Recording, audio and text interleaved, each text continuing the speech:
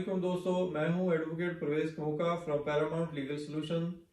आज मैं आपको बताऊंगा in case of dishonour of cheque आपके पास क्या रेमेडी है और आप क्या कर सकते हैं।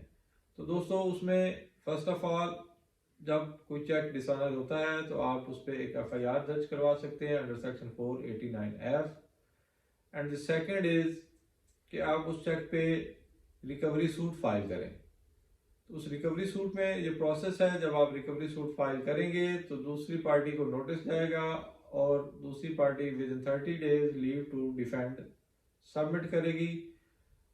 उस पे after hearing arguments court decide करेगी कि उनकी लीव टू डिफेंड एक्सेप्ट करनी है या रिजेक्ट करनी है।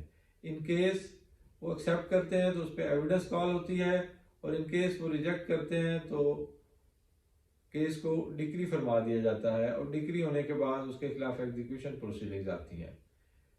तो इसमें ऐसा ही एक case honourable Islamabad high court के सामने आया, जिसमें एक बंदे ने चेक पे रिकवरी सूट फाइल किया, डिफेंडेंट्स ने उसमें लीव टू डिफेंड फाइल की और कोर्ट ने उसको डिक्लाइन किया, जिसके अगेंस्ट वो हाई कोर्ट में आ गए, उस ऑर्डर को असेल किया, और ऑनरेबल हाई कोर्ट ने भी उसमें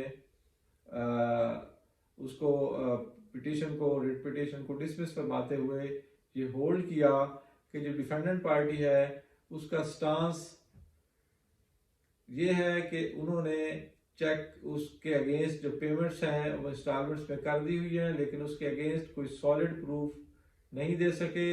जस्ट इल्यूजनरी और औरल बातें हैं, उसके उनके पास किसी भी किस्म की कोई रिसीट या कोई सॉलिड प्रूफ नहीं दे सके, और ऐसी सूरत में लीव टू डिफेंड रिजेक्ट होना एक फेयर ट्रायल के जुमरे में आता है, अकॉर्डिंग टू लॉ है।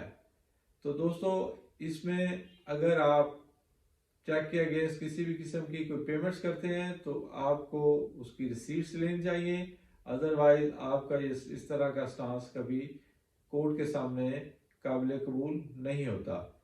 तो इस बात को एक्सेप्ट करते हुए honourable supreme Islamabad high court ने वो पिटीशन डिसमिस फरमा दी और सूट डिक्री हो गया। तो ये केस था दोस्तों 2022 MLD 1651, जिसमें ऑनरेबल हाई कोर्ट ने ये डिसाइड किया, होल्ड फरमाया, high court in exercise of constitutional jurisdiction declined to interfere in order passed by trial court, as the same was neither without jurisdiction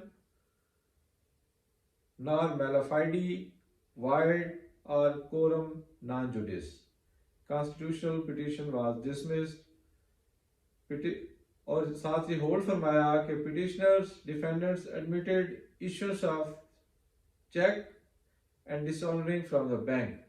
Defense that amount had been paid in different installments to respondents was imaginary and illusionary, as petitioner defendants did not mention any time, date, mode of payment, etc.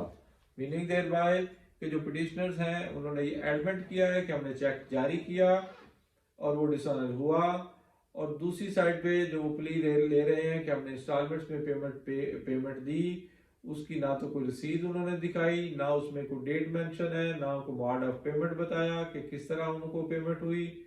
तो ये सारी बातें illusionary हैं, लिहाजा उनका stance काबिल कबूल ना है। तो ये थी हमारी आज की वीडियो दोस्तों, आपको पसंद आई होगी। खुश रहें, दुआओं में याद रखें।